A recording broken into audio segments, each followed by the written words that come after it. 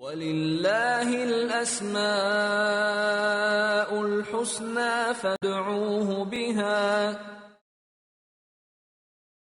نحمده ونصلي على رسوله الكريم اما بعد فاعوذ باللہ من الشیطان الرجیم بسم اللہ الرحمن الرحیم رب اشرح لی صدری ویسر لی امری واحلل عقدۃ من لسانی یفقہوا قولی۔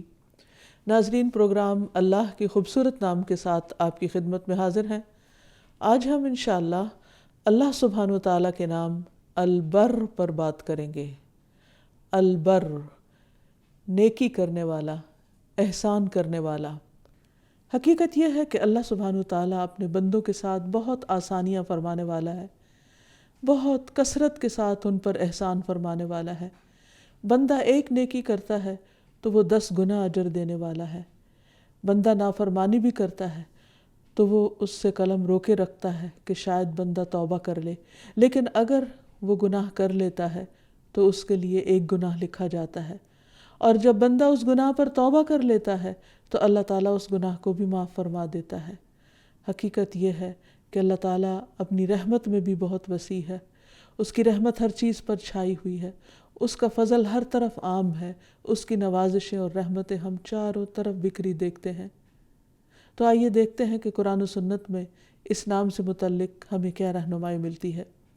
تو سب سے پہلی بات تو یہ ہے کہ اللہ سبحانہ وتعالیٰ کا یہ نام سورۃ الطور میں 1 مرتبہ آیا ہے۔ ارشاد باری تعالیٰ ہے وَأَقْبَلَ بَعْضُهُمْ عَلَى بَعْضٍ يَتَسَاءَلُونَ قَالُوا إِنَّا كُنَّا قَبْلُ فِي أَهْلِنَا مُشْفِقِينَ فَمَنَّ اللَّهُ عَلَيْنَا وَوَقَانَا عَذَابَ السَّمُومِ إِنَّا كُنَّا مِن قَبْلُ نَدْعُوهُ إِنَّهُ هُوَ الْبَرُّ الرَّحِيمُ۔ اہل جنت ایک دوسرے کی طرف متوجہ ہو کر گزشتہ حالات پوچھیں گے، کہیں گے اس سے پہلے ہم اپنے گھر والوں میں ڈرتے ڈرتے رہا کرتے تھے، یعنی اللہ تعالیٰ کی نافرمانی سے ڈرتے تھے، سو آج اللہ نے ہم پر احسان فرمایا اور ہمیں لو کے عذاب سے بچا لیا۔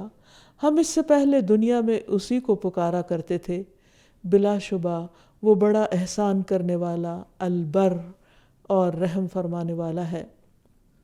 یعنی قیامت کے دن بندے جب اللہ تعالیٰ کے انعامات کو دیکھیں گے تو اس وقت انہیں اللہ تعالیٰ کا یہ نام بے اختیار یاد آ جائے گا کہ یہ سب کچھ دراصل ہمارے رب ہی کا فضل ہے، ہماری کوششیں تو کچھ بھی نہیں، کیونکہ جو بھی کوششیں تھیں ہم ان کو کم سمجھتے تھے، اسی لیے ڈرتے رہتے تھے۔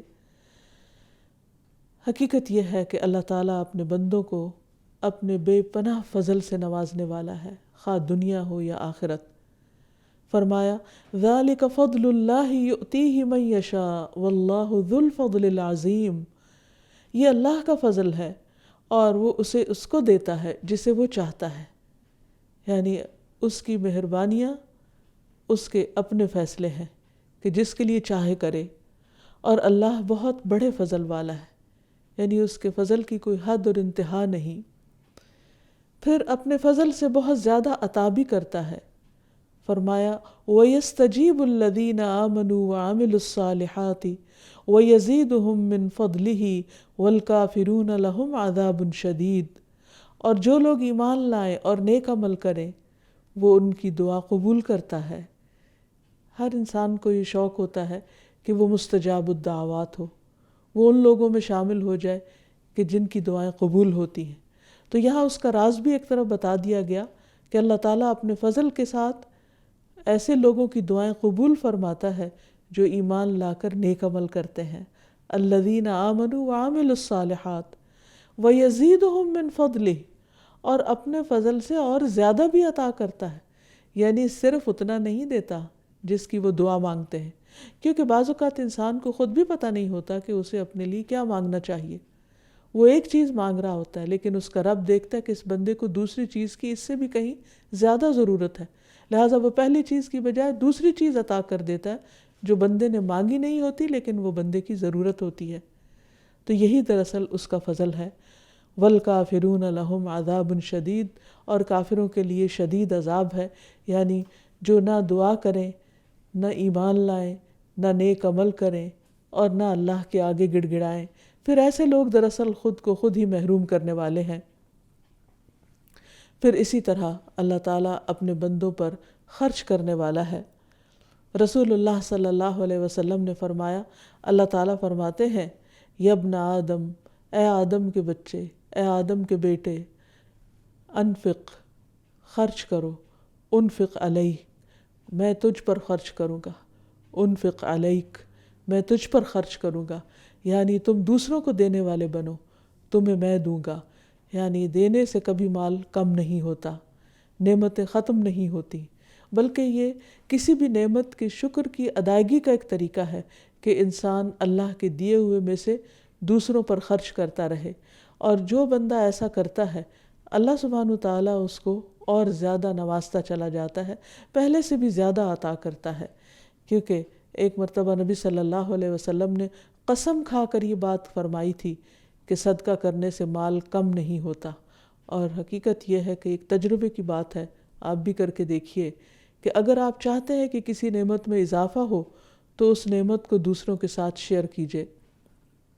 پھر اسی طرح یہ کہ اللہ سبحانہ وتعالیٰ ایسا البر الرحیم ہے کہ وہ بندوں کے گناہوں سے درگزر کرتا ہے، ان کی مدد کرتا ہے، ان کی حفاظت فرماتا ہے۔ قرآن مجید میں آتا ہے، ان عبادی لیس لک علیہم سلطان، بے شک میرے بندے، ان پر تیرا کوئی زور نہیں چلے گا، یعنی شیطان انہیں ورغلانے کی کوشش ضرور کرے گا لیکن انہیں پھانس نہیں سکے گا، انہیں اپنے جال میں نہیں لے سکے گا، کیونکہ انہیں اللہ کی حفاظت حاصل ہے۔ اور کس کو وہ اپنے جال میں پھانسے گا؟ الا من اتبعک من الغاوین، مگر جنہوں نے تیری پیروی کی، جو بھٹکے ہوئے لوگ ہیں ان میں سے، یعنی جو بھٹکے ہوئے ہیں اور جو تیرے راستے پر چلنا چاہتے ہیں وہی تیرا شکار بنیں گے، اور جو اللہ کے راستے پر چلنا چاہتے ہیں اللہ سبحانہ وتعالیٰ انہیں اپنی رحمت سے اپنی خاص مدد عطا فرمائے گا۔ پھر اسی طرح اللہ تعالیٰ ایسا محسن ہے، ایسا احسان کرنے والا ہے کہ وہ اپنے بندوں پر رحمت عام کیے ہوئے ہے، اگر اس کی عبادت کی جائے تو بھی وہ اپنی رحمتوں سے نوازتا ہے، اور اگر اس کی عبادت نہ کی جائے تو بھی وہ ان تمام لوگوں کو نوازنے والا ہے جو دنیا میں اس کی نافرمانیاں کر رہے ہیں۔ لیکن آخرت میں اس کی رحمتیں اور اس کی نوازشیں صرف ان لوگوں کے لیے ہوں گی جو اس کے فرما بردار بندے ہیں۔ اللہ تعالیٰ فرماتے ہیں، ان الذین یتلون کتاب اللہ واقاموا الصلاة وانفقوا مما رزقناہم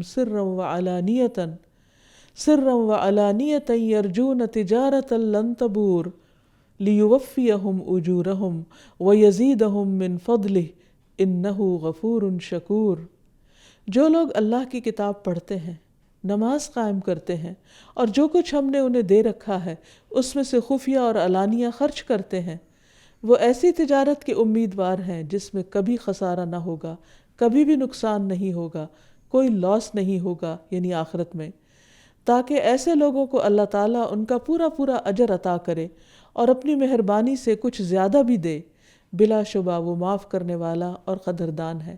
یعنی جو لوگ اللہ تعالیٰ کی عبادت کرتے ہیں وہ صرف اتنا اجر نہیں پائیں گے جتنی انہوں نے عبادت کی ہوگی، بلکہ یہاں بھی یہی فرمایا وَيَزِيدُهُم مِّن فَضْلِهِ، وہ اپنے فضل سے انہیں اور زیادہ نوازے گا، کیونکہ وہ البر ہے، وسیع الاحسان ہے، کثیر الاحسان ہے۔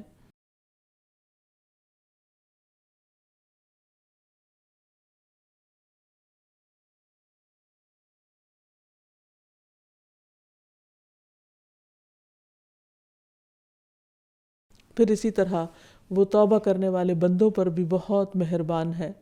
فرمایا الا الذین تابوا واصلحوا واعتصموا باللہ واخلصوا دینہم للہ فاولئک مع المؤمنین وسوف یؤتی اللہ المؤمنین اجرا عظیما۔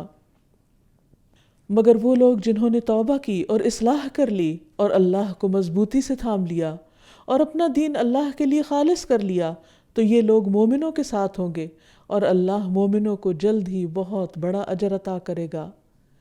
پھر اسی طرح اللہ سبحانہ وتعالیٰ اپنے بندوں کی برائیوں کو دور کرنے والا ہے، یہ بھی اس کا کتنا بڑا احسان ہے، کیونکہ کوئی بھی گناہ انسان کے دل پر بھی ایک داغ بنتا ہے اور انسان کے کردار اور اخلاق کے لیے بھی نقصان دہ ہوتا ہے۔ تو اللہ سبحانہ وتعالیٰ اپنے پیارے بندوں کا اتنا خیال رکھنے والا ہے کہ وہ ان کی توبہ قبول کر کے انہیں گناہوں کے بوجھ سے آزاد فرماتا ہے۔ ارشاد ہے والذین آمنوا وعملوا الصالحات لنکفرن عنہم سیئاتہم ولنجزینہم احسن الذی کانوا یعملون، اور جو لوگ ایمان لائے اور نیک عمل کرتے رہے ہم ضرور ان کی برائیاں دور کر دیں گے، اور جو کچھ انہوں نے کیا ہوگا انہیں اس سے بہتر بدلہ عطا کریں گے۔ یعنی ان کے نیک اعمال کو تو قبول کر لیں گے، لیکن ان کی برائیاں جو ان کو بدنما بنانے والی ہیں وہ ان سے ہٹا دیں گے، اور جب برائیاں دور ہو جائیں گی، معاف کر دی جائیں گی، صاف کر دی جائیں گی، تو آپ سوچئے کہ انسان کے لیے وہ کتنی خوشی کا دن ہوگا کہ اس کے پاس صرف اچھا ہی اچھا باقی رہے گا۔ پھر اسی طرح اللہ تعالیٰ گناہ گاروں کو اپنی خاص رحمت کے ساتھ مہلت دیتا چلا جاتا ہے کہ شاید وہ توبہ کر لیں، پلٹ آئیں۔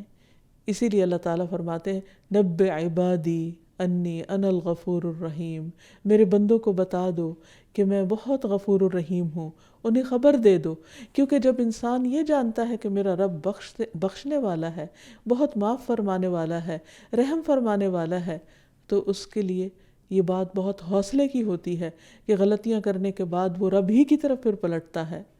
اور ساتھ ہی اللہ تعالیٰ نے خبردار بھی کیا وَأَنَّ عَذَابِي هُوَ الْعَذَابُ الْأَلِيمُ، اور بے شک میرا عذاب بھی دردناک عذاب ہے۔ یعنی اللہ تعالیٰ کے غفور الرحیم ہونے کا ایسا ایڈوانٹیج نہیں لینا کہ تم پھر توبہ ہی نہ کرو اور اللہ تعالیٰ کی طرف پلٹو ہی نہیں۔ پھر اسی طرح اللہ سبحانہ تعالیٰ اپنے گناہ گار بندوں سے تجاوز کرنے والا ہے۔ دنیا میں بہت سے لوگ بار بار اللہ تعالیٰ کی ڈھٹائی کے ساتھ نافرمانی کرتے چلے جاتے ہیں، اور بعض اوقات اللہ تعالیٰ کے عذاب کو بھی چیلنج کر دیتے ہیں کہ ہاں اگر اللہ تعالیٰ ہے تو وہ ہمیں پکڑ کیوں نہیں لیتا، جیسے کفار مکہ کیا کرتے تھے، اور وہ نبی صلی اللہ علیہ وسلم سے بار بار عذاب کا مطالبہ کیا کرتے تھے۔ تو اس پر اللہ تعالیٰ فرماتے ہیں وَيَقُولُونَ مَتَىٰ هَٰذَا الْوَعْدُ إِن كُنتُمْ صَادِقِينَ، وہ کہتے ہیں کہ یہ وعدہ کب پورا ہوگا، یہ دھمکی کب پوری ہوگی اگر تم سچے ہو۔ قُلْ عَسَىٰ أَن يَكُونَ رَدِفَ لَكُمْ بَعْدَ الَّذِي تَسْتَعْجِلُونَ، کہہ دیجئے کیا عجب ہے کہ جس عذاب کے جلد آنے کا تم مطالبہ کر رہے ہو وہ قریب ہی آ لگا ہو، اس کا ایک حصہ قریب آ چکا ہو۔ وَإِنَّ رَبَّكَ لَذُو فَضْلٍ عَلَى النَّاسِ، لیکن وہ اللہ تعالیٰ فوراً عذاب کیوں نہیں دے رہا؟ کیونکہ تیرا رب لوگوں پر بڑا ہی زیادہ فضل فرمانے والا ہے۔ یہ اس کا فضل ہے، وہ اس کی رحمت ہے کہ وہ دیکھ رہا ہے کہ میرے یہ بندے نادان ہیں، انہوں نے میرے عذاب کا مزہ چکھا نہیں، اسی لیے عذاب کا مطالبہ کر رہے ہیں اور اس لیے اس کا مذاق اڑا رہے ہیں۔ اور اللہ تعالیٰ کی یہ مہربانیاں ہیں کہ ان کے مطالبے کے باوجود وہ انہیں ڈھیل دیتا چلا جا رہا ہے۔ وَلَٰكِنَّ أَكْثَرُهُمْ لَا يَشْكُرُونَ، لیکن ان میں سے اکثریت شکر ادا نہیں کرتی کہ اللہ تعالیٰ نے ان کو مہلت دی ہوئی ہے۔ اور یہ حقیقت یہ ہے کہ سب انسان کی لا علمی اور ناسمجھی ہے، غلط فہمی ہے جو وہ اپنے رب کے بارے میں قائم کیے ہوئے ہے۔ پھر اسی طرح اللہ سبحانہ تعالیٰ بندوں سے بہت زیادہ عبادت کا مطالبہ نہیں کرتا۔ اس نے ہم سے یہ مطالبہ نہیں کیا کہ ہم 6 ماہ روزے رکھیں، اس نے ہم سے 10 یا 20 نمازوں کا مطالبہ نہیں کیا، اس نے ہمارا آدھا مال صدقہ خیرات یا زکوٰۃ میں نہیں مانگا، اس نے ہمیں یہ نہیں کہا کہ تم ہر سال حج کرو، اس نے ہمیں یہ نہیں کہا کہ تم ساری رات کھڑے ہو کر عبادت کرو۔ ایک عورت نبی صلی اللہ علیہ وسلم کی غیر موجودگی میں حضرت عائشہ کے پاس بیٹھی ہوئی تھی۔ جب آپ داخل ہوئے تو آپ نے پوچھا کہ یہ کون ہے؟ بتایا گیا کہ یہ وہ خاتون ہے جو ساری رات نہیں سوتی اور عبادت کرتی رہتی۔ ہونا تو یہ چاہیے تھا کہ آپ بہت خوش ہوتے کہ اتنی زیادہ نیک خاتون، لیکن آپ صلی اللہ علیہ وسلم نے اس کو روکا۔ آپ نے فرمایا کہ اللہ تعالیٰ ثواب دینے سے نہیں تھکتا، لیکن تم تھک جاؤ گے، یعنی تم عبادت کرنے سے پھر اکتا جاؤ گے۔ اپنے اوپر وہ بوجھ نہ ڈالو جو اللہ نے تم پر نہیں ڈالا۔ اس لیے بہت ضروری ہے کہ اللہ سبحانہ تعالیٰ نے جو فرائض ہم پر عائد کیے ہیں ان پر ہم فوکس کریں، تو وہ ایک فرض کا اجر کئی گنا بڑھا کر دیتا ہے۔ یہی اس کا فضل ہے اور یہی اس کی رحمت ہے اور یہی اس کا البر ہونا ہے، وسیع الاحسان، کثیر الاحسان ہونا۔ پھر اسی طرح حضرت انس سے روایت ہے کہ نبی صلی اللہ علیہ وسلم نے ایک بوڑھے شخص کو دیکھا کہ جو اپنے 2 بیٹوں کا سہارا لے کر بڑی مشکل سے چل رہا تھا۔ تو آپ نے پوچھا کہ اس کا کیا معاملہ ہے، یہ کیوں اتنی مشقت میں اپنے آپ کو ڈالے ہوئے ہے؟ تو لوگوں نے بتایا کہ اس نے کعبہ تک پیدل چل کر جانے کی منت مانی۔ آپ نے فرمایا کہ اللہ تعالیٰ اس سے بے نیاز ہے کہ یہ اپنے آپ کو تکلیف میں ڈالے، یعنی اللہ تعالیٰ کو ایسی کسی عبادت کی ضرورت نہیں کہ جس میں بندہ اپنے آپ کو کسی اذیت میں مبتلا کر لے۔ پھر آپ صلی اللہ علیہ وسلم نے اسے سواری پہ بیٹھنے کا حکم دیا۔ تو یہ بھی اللہ تعالیٰ کی کتنی بڑی رحمت ہے کہ اس نے ہمارے دین میں عبادت کے ایسے طریقے نہیں رکھے کہ جس سے انسانوں کو اذیت ہو۔ اس نے جو کچھ بھی ہمیں کرنے کو کہا ہے اس سب کے اندر بہت سہولت ہے، آسانی ہے، اور انسان اپنی دنیا کے باقی تمام کام کاج کے ساتھ اللہ تعالیٰ کی عبادت کے لیے بھی وقت نکال سکتا ہے۔ اور حقیقت یہ ہے کہ اللہ تعالیٰ نے بندوں سے بہت کم کا مطالبہ کیا ہے۔ پھر اسی طرح یہ ہے کہ اللہ سبحانہ وتعالیٰ دنیا میں تو اپنے سارے بندوں کے لیے مہربان ہے، لیکن آخرت میں وہ اپنے خاص بندوں کے لیے ہی مہربان ہوگا جو اس کے فرما بردار ہوں گے، جو اس کے اطاعت گزار ہوں گے، اور ان کے لیے اللہ تعالیٰ دنیا میں ہی خوشخبری دے رہا ہے۔ مثلاً ایک جگہ پر فرمایا وَبَشِّرِ الْمُؤْمِنِينَ بِأَنَّ لَهُم مِّنَ اللَّهِ فَضْلًا كَبِيرًا، اور مومنوں کو خوشخبری دے دو کہ ان کے لیے اللہ کی طرف سے بہت بڑا فضل ہے۔ پھر اسی طرح اہل جنت جب جنت میں پہنچ جائیں گے تو وہاں جا کر ساری نعمتیں دیکھیں گے تو اللہ تعالیٰ کے احسانات کو یاد کریں گے، اور ہر طرف اس کی رحمتیں ہی رحمتیں ہوں گی، اور پکار اٹھیں گے وَقَالُوا الْحَمْدُ لِلَّهِ الَّذِي أَذْهَبَ عَنَّا الْحَزَنَ، کہ اللہ کا شکر ہے کہ جس نے ہم سے غم دور کر دیا۔ إِنَّ رَبَّنَا لَغَفُورٌ شَكُورٌ، ہمارا رب بہت زیادہ بخشش فرمانے والا، بڑا ہی زیادہ قدردان ہے، یعنی اس کا احسان بہت زیادہ ہے ہم پر۔ الَّذِي أَحَلَّنَا دَارَ الْمُقَامَةِ، جس نے ہمیں ہمیشگی کے گھر میں لا کر قیام کرا دیا، ہمیں جنت میں داخل کر دیا۔ کہاں کیسے؟ من فضلہ، اپنے فضل سے، اپنے احسان سے۔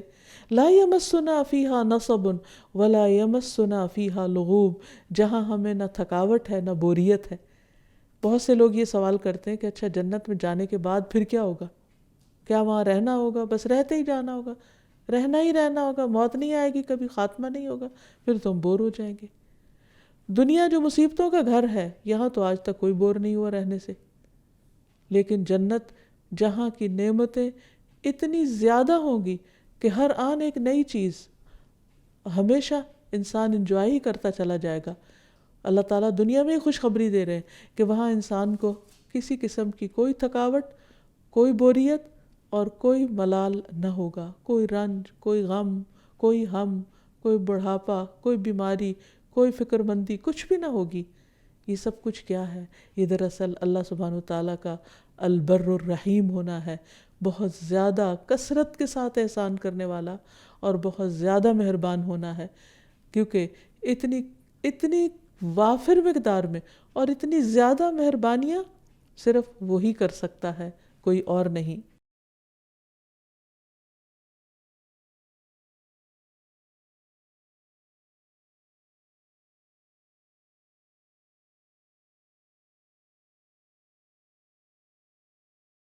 پھر اسی طرح اللہ سبحانہ وتعالیٰ آخرت میں بہترین رزق دینے والا بھی ہے۔ اللہ تعالیٰ فرماتے ہیں الذین آمنوا وعملوا الصالحات طوبی لہم وحسن مآب، جو لوگ ایمان لائے اور انہوں نے نیک اعمال کیے ان کے لیے خوشحالی اور اچھا ٹھکانہ ہے۔ جب انسان اللہ سبحانہ وتعالیٰ کے اس نام کو سمجھ جائے، یعنی البر کو، کہ وہ بہت زیادہ نیکی کرنے والا ہے اپنے بندوں کے ساتھ، بہت احسان فرمانے والا ہے، تو پھر بندوں کے اندر بھی نیکی کی خو نظر آنی چاہیے، ہمارے اندر بھی نیکیوں کا شوق پیدا ہونا چاہیے کہ وہ اتنا زیادہ قدردان ہے کہ وہ بندوں کے ساتھ احسان کرتا ہے، تو بندے بھی اللہ سبحانہ وتعالیٰ کے فرما بردار بن جائیں، جیسا کہ ہم انبیاء علیہم السلام کی زندگیوں میں دیکھتے ہیں کہ جب اللہ تعالیٰ نے ان پر احسان فرمایا، انہیں اپنے کام کے لیے چن لیا، تو ان کے اندر کیسا کیسا اچھا اخلاق تھا۔ مثلاً یحییٰ علیہ السلام کے بارے میں آتا ہے، اللہ تعالیٰ فرماتے ہیں کہ وَحَنَانًا مِن لَدُنَّا وَزَكَاةً وَكَانَ تَقِيًّا وَبَرًّا بِوَالِدَيْهِ وَلَمْ يَكُنْ جَبَّارًا عَصِيًّا، ہم نے اسے اپنی مہربانی سے نرم دل اور پاک سیرت بنایا، اور فی الواقع وہ پرہیزگار تھے، وہ اپنے والدین سے ہمیشہ اچھا سلوک کرتے تھے اور کسی وقت بھی جابر اور نافرمان نہ ہوئے۔ وَلَمْ يَكُنْ جَبَّارًا عَصِيًّا، کبھی بھی انہوں نے نافرمانی نہیں کی۔ پھر اسی طرح حضرت عیسیٰ علیہ السلام کے بارے میں آتا ہے وَبَرًّا بِوَالِدَتِي وَلَمْ يَجْعَلْنِي جَبَّارًا شَقِيًّا، اور میں اپنی والدہ کے ساتھ بہترین سلوک کرتا ہوں، نیز اللہ نے مجھے جابر اور بدبخت نہیں بنایا۔ اور حقیقت یہی ہے کہ اگر انسان نیکی کرنا چاہتا ہے تو اللہ تعالیٰ کی عبادت کے بعد سب سے بڑی نیکی والدین کے ساتھ احسان ہے، والدین کے ساتھ اچھا سلوک کرنا ہے۔ عبداللہ بن مسعود کہتے ہیں کہ ایک شخص نے نبی صلی اللہ علیہ وسلم سے پوچھا کون سا عمل سب سے افضل ہے؟ آپ نے فرمایا وقت پر نماز پڑھنا اور والدین کے ساتھ نیکی کرنا، پھر اللہ کے راستے میں جہاد کرنا۔ حقیقت یہ ہے کہ والدین کے ساتھ احسان اور والدین کا خیال رکھنا، ان کی ضروریات کو پورا کرنا، ان کے ساتھ نیک سلوک کرنا، اور نیک سلوک کرنے کا مطلب یہ نہیں ہوتا کہ ہر وقت ان کے پاس انسان بیٹھا رہے۔ نیک سلوک کی کئی شکلیں ہو سکتی ہیں۔ اگر وہ زندہ ہیں تو ان کی خدمت کر کے، یا پھر یہ کہ ان کے اگر فوت ہو چکے تو ان کے لیے دعائیں کر کے، ان کے لیے صدقہ جاریہ بن کے، ان کی طرف سے صدقہ خیرات کر کے، اور بہت سے نیکی کے کام ہیں جو ان کے لیے کیے جا سکتے ہیں۔ تو کسی بھی طریقے سے جو ان کو خوش کرنے والا ہو، یعنی والدین کے ساتھ احسان کیا ہے کہ ایسے کام کیے جائیں جو انہیں خوش کر دیں، جو ان کی دعاؤں کا مستحق بنا دیں، جو ان کے دلوں میں ہمارے لیے محبت پیدا کر دیں۔ ایک تو طبعی فطری محبت ہوتی ہے، لیکن ایک محبت اکتسابی ہوتی ہے جو ارن کی جاتی ہے، اور وہ ہے جو انسان اچھے سلوک اور مہربانی کے معاملے کے ساتھ حاصل کرتا ہے۔ تو اس میں ہم دیکھتے ہیں کہ جب کوئی شخص اپنے والدین کے ساتھ اچھا سلوک کرتا ہے تو یہ اس کے لیے گناہوں کا کفارہ بھی بنتے ہیں، اللہ تعالیٰ کے قرب کا ذریعہ بھی بنتے ہیں۔ ایک شخص ابن عباس کے پاس آیا اور کہنے لگا کہ میں نے ایک عورت کو قتل کر دیا ہے، کیونکہ میں نے اسے نکاح کا پیغام بھیجا تو اس نے قبول نہیں کیا، کسی اور مرد نے بھیجا تو اس نے قبول کر لیا، تو مجھے غیرت ہوئی اور میں نے اس غیرت میں آ کر قتل کر ڈالا۔ تو ابن عباس نے اس سے کہا کیا تمہاری والدہ زندہ ہے؟ تو بہرحال اس کو اس کا کفارہ بتایا، لیکن بعد میں جو صاحب ساتھ بیٹھے ہوئے تھے وہ پوچھنے لگے کہ آپ نے والدہ کا کیوں پوچھا؟ تو کہنے لگے کہ میں نہیں جانتا کہ کوئی بھی نیکی جو اللہ کے قریب کرنے والی ہو اس سے بڑھ کر ہو سکتی ہے کہ انسان اپنی ماں کے ساتھ نیک سلوک کرے۔ یعنی اگر کوئی شخص کبیرہ گناہ کا بھی ارتکاب کر لیتا ہے اور پھر چاہتا ہے کہ اللہ تعالیٰ اس کو معاف کر دے، تو توبہ کرنے کے بعد جو نیکیاں کرنی ہوگی وہ نماز اور صدقہ خیرات اور جو کفارہ مقرر ہے کسی بھی گناہ کا وہ ادا کرنے کے بعد اللہ تعالیٰ کو راضی کرنے کا طریقہ کیا ہے؟ والدین کی خدمت اور ان کو خوش کر دینا، اور اس میں سے بھی خصوصاً ماں کو خوش کرنا، کیونکہ والدین کے ساتھ نیکی نہ صرف یہ کہ دنیا میں انسان کے لیے بھلائی کا ذریعہ ہے بلکہ جنت میں لے جانے والی ہے۔ حضرت عائشہ کہتی ہیں کہ رسول اللہ صلی اللہ علیہ وسلم نے فرمایا کہ میں جنت میں داخل ہوا تو وہاں قرآن مجید کی تلاوت کی آواز سنائی دی۔ میں نے پوچھا کہ یہ کون ہے؟ مجھے بتایا گیا کہ یہ حارثہ بن نعمان ہے۔ رسول اللہ صلی اللہ علیہ وسلم نے ان سے کہا یہی نیکی ہے، یہی نیکی ہے۔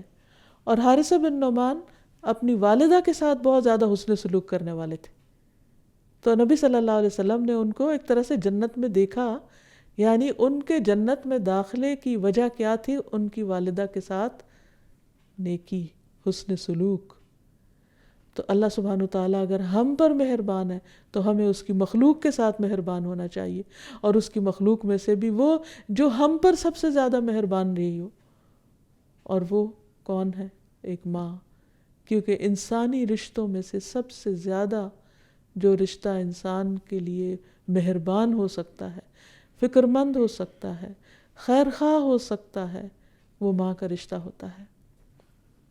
پھر اسی طرح ماں کے ساتھ ساتھ باپ کا بھی بہت بڑا حق ہے، کیونکہ وہ خرچ کرتا ہے، بہت سی ضروریات پوری کرتا ہے، بہت سے فائدے پہنچاتا ہے، تو ان کے اوپر بھی احسان کرنا چاہیے۔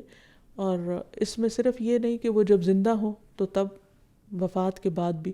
اور اس سلسلے میں حضرت ابن عمر کا طرز عمل ہمارے لیے ایک بہت اچھا نمونہ ہے ایک مرتبہ وہ مکہ جا رہے تھے تو راستے میں انہوں نے اونٹ کے ساتھ ساتھ اپنا ایک گدھا بھی رکھا ہوا تھا اور عمامہ بھی پہنتے تھے. تو راستے میں ایک دیہاتی ان کو ملا تو انہوں نے ان سے بات چیت کرنے کے بعد اپنا گدھا بھی ان کو دے دیا اور عمامہ بھی دے دیا. تو ان کے ساتھی نے کہا کہ یہ کون شخص تھے ایک اجنبی سے جن کے اوپر آپ نے اتنی مہربانی کر دی؟ تو کہنے لگے کہ یہ میرے والد کے دوستوں میں سے تھے، یعنی حضرت عمر کے دوستوں میں سے تھے. تو نبی صلی اللہ علیہ وسلم نے فرمایا ہے کہ نیکیوں میں سب سے بڑی نیکی آدمی کا اپنے باپ کی وفات کے بعد اس کے دوستوں کے ساتھ اچھا سلوک کرنا ہے. اور اس دیہاتی کا باپ عمر کا دوست تھا رضی اللہ عنہ. تو یہ ہے ہمارا دین اور یہ ہے احسان کا وہ وسیع کانسیپٹ جو ہمیں سکھایا گیا ہے. والدین کے ساتھ حسن سلوک کرنے کے بعد ہمارے بہترین سلوک کے مستحق ہمارے رشتہ دار ہیں. نبی صلی اللہ علیہ وسلم سے ایک مرتبہ پوچھا گیا کہ میں سب سے زیادہ اچھا سلوک کس سے کروں؟ آپ نے 3 دفعہ والدہ کے بارے میں فرمایا، 4تھی دفعہ والد کے بارے میں اور پھر دیگر رشتہ داروں کے بارے میں. تو گویا والدین کے فوراً بعد دوسرے رشتہ داروں کا ذکر آتا ہے. رسول اللہ صلی اللہ علیہ وسلم نے فرمایا مسکین پر صدقہ کرنے کا ثواب 1 گناہ ہے اور رشتہ دار پر صدقہ کرنے کا ثواب 2 گناہ ہے، ایک صدقے کا اور دوسرا رشتہ داری نبھانے کا.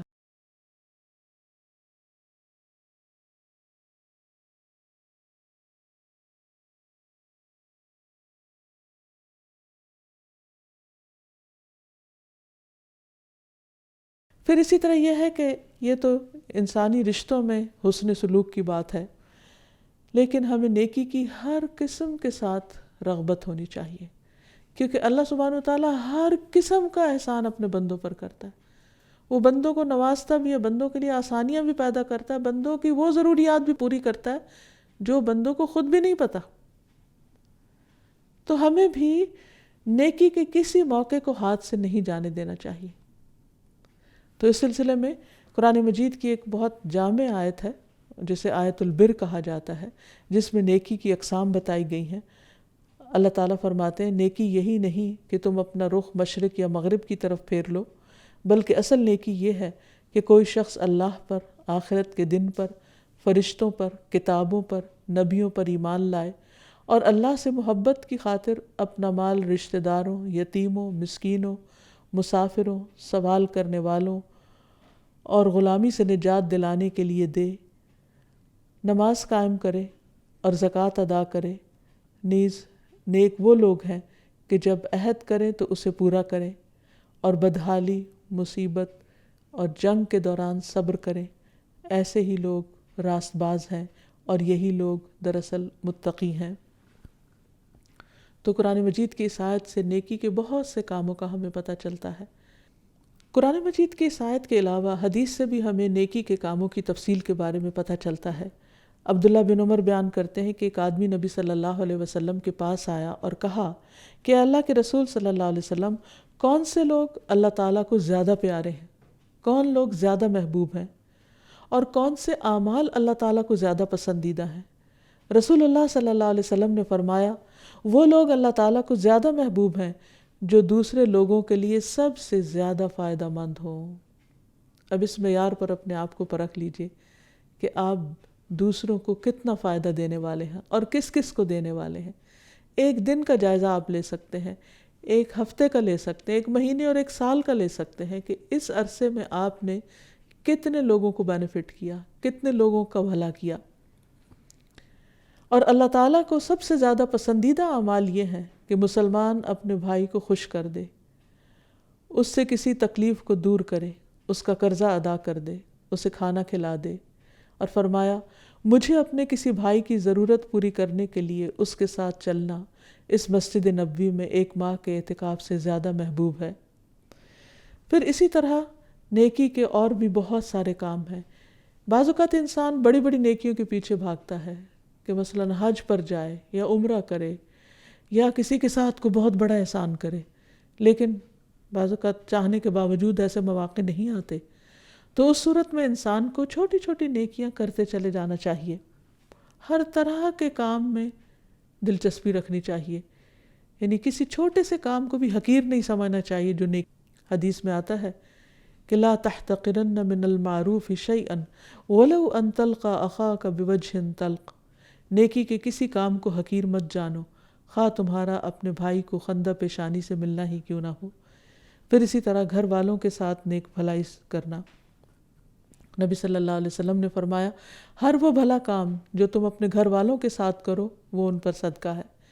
پھر گھر والوں پر خرچ کرنا، پھر اسی طرح ان کو پانی پلانا، خواہ پانی کا ایک گھونٹ ہی کیوں نہ ہو، اور خصوصاً اپنی بیوی کو پانی پلانا، اس کو بھی صدقہ قرار دیا گیا، اس کو بھی نیکی کا موقع بتایا گیا۔ ارباز بن ساریہ کہتے ہیں کہ رسول اللہ صلی اللہ علیہ وسلم نے فرمایا جب آدمی اپنی بیوی کو پانی پلاتا ہے تو اسے اجر دیا جاتا ہے۔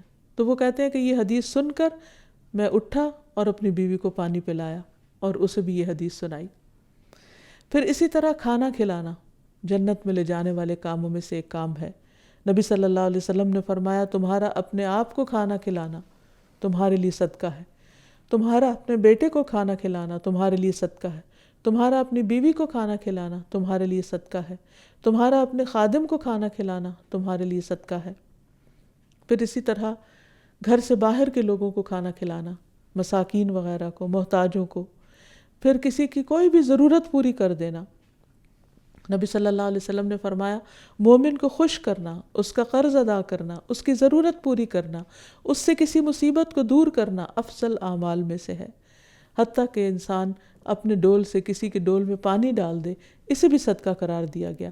پھر اسی طرح نابینا شخص کے ساتھ چلنا، کہ اگر کوئی شخص اپنا راستہ نہیں دیکھ سکتا تو اس کی مدد کر کے اس کو منزل تک پہنچا کر آنا، کوئی قرض ادا نہیں کر سکتا تو اس کی طرف سے قرضہ ادا کر دینا، دو لوگ روٹھے ہوئے ہیں ان کے درمیان صلح کروا دینا، کسی کی تنہائی اور وحشت دور کرنا۔ آج کل ہمارے معاشرے میں یہ کتنی مشکل ہوتی چلی جا رہی ہے کہ ینگر جنریشن اپنے اپنے کاموں میں، تعلیم میں، جابز میں، بزنس میں مصروف ہیں، اپنے گھر میں، بچوں میں، اور جو بزرگ لوگ ہیں، بڑی عمر کے لوگ ہیں، وہ اکثر تنہا رہتے ہیں اور سارا دن بعض اوقات بچوں کے انتظار میں بیٹھے رہتے ہیں۔ تو ایسے میں جو لوگ اکیلے ہوں اور انسان کے پاس وقت ہو تو خاص طور پر ان کو وزٹ کر لینا، جیسے ایک محلے کے اندر ہے یا ایک نیبرہڈ میں ہے تو جا کر ان لوگوں کے پاس تھوڑی دیر کے لیے بیٹھنا، ان کا دل خوش کر کے آنا، یہ بہت بڑے نیکی کے کاموں میں سے ایک کام ہے۔ نبی صلی اللہ علیہ وسلم نے فرمایا کسی نیکی کے کرنے کو معمولی نہ سمجھو، خواہ تم کسی اداس آدمی کو جو تنہائی اور خوف محسوس کرے اسے انس اور اپنائیت مہیا کرو۔ پھر اسی طرح سلام پھیلانا، کثرت سے سلام کرنا، مسکرانا، اچھی بات بتانا، اچھا مشورہ دینا، سچائی اختیار کرنا، اپنے شر سے دوسروں کو بچانا، راستے سے تکلیف دہ چیزوں کو ہٹا دینا، یہ سارے نیکی کے کام ہیں اور نیکی کا ایک وسیع کانسیپٹ ہے۔ اور پھر آخر میں یہ کہ جو شخص نیکی کے کام کرے گا وہ اللہ سبحانہ وتعالیٰ کی طرف سے بہترین مقام پائے گا۔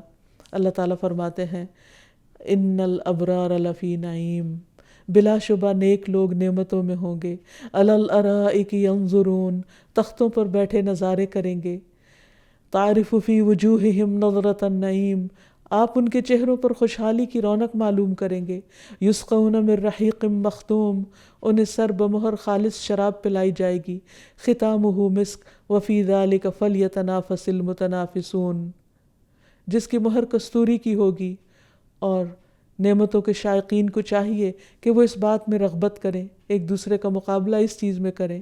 وَمِزَاجُهُ مِن تسنیم، اس شراب میں تسنیم کی آمیزش ہوگی۔ عَيْنًا يَشْرَبُ بِهَا الْمُقَرَّبُونَ، یہ ایک چشمہ ہے جس سے مقرب لوگ شراب پئیں گے۔ اسی طرح ایک اور جگہ پر فرمایا ان الابرار یشربون من کأس کان مزاجها کافورا، نیک لوگ شراب کے ایسے جام پئیں گے جن میں کافور کی آمیزش ہوگی۔ اور پھر یہ کہ انسان اپنی پسندیدہ چیز اللہ کے راستے میں جب خرچ کرتا ہے تو نیکی کے کمال کو پہنچ جاتا ہے۔ لن تنالوا البر حتی تنفقوا مما تحبون۔ اور آخر میں یہ کہ انسان اس نام کے ساتھ اللہ سبحانہ وتعالیٰ سے دعا بھی کرے تاکہ اللہ تعالیٰ اس پر اپنی رحمت نازل فرمائے۔ تو اللہ تعالیٰ سے دعا ہے کہ وہ ہمیں نیکیوں کا موقع عطا فرمائے، نیکیوں کی توفیق عطا فرمائے، اور ہر ایک کے ساتھ خیر اور بھلائی کا سلوک کرنے نصیب کرے۔ وآخر دعوانا ان الحمد للہ رب العالمین۔ سبحانک اللہم و بحمدک، اشہد ان لا الہ الا انت، استغفرک و اتوب الیک۔ السلام علیکم ورحمۃ اللہ وبرکاتہ۔